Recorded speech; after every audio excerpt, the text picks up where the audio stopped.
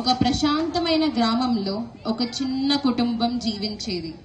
తండ్రి, తల్లి, కుమారుడు, కుమార్తె. వాళ్ళ జీవితం సాదా సీదాగా ఉన్న ప్రేమతో నిండిపోయింది.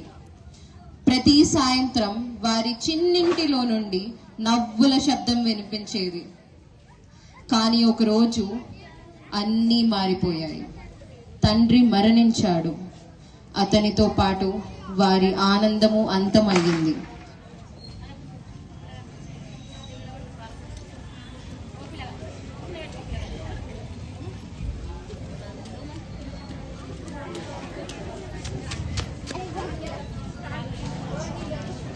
కష్టాల జీవితం.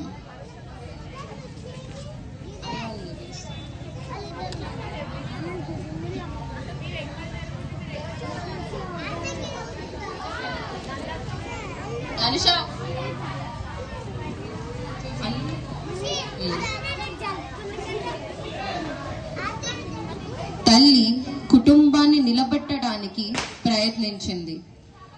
ఆర్థిక కష్టాలు, ఆకలి వారిని చుట్టుముట్టాయి. పిల్లలను స్కూల్కి కాకుండా పనికి పంపాల్సిన పరిస్థితి వచ్చింది. పుస్తకాలు మట్టిలో కప్పబడి మూలన పడ్డాయి. వారి కలలు, వారి బాల్యం నిశ్శబ్దంగా మాయమైపోయాయి.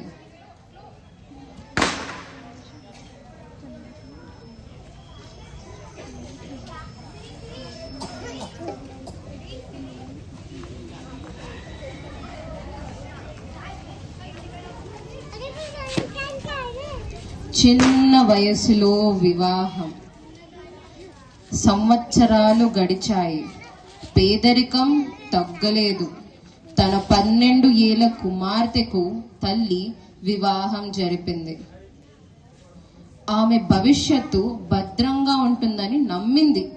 కానీ ఆ రోజు నుంచి ఆ అమ్మాయి బాల్యం ముగిసింది.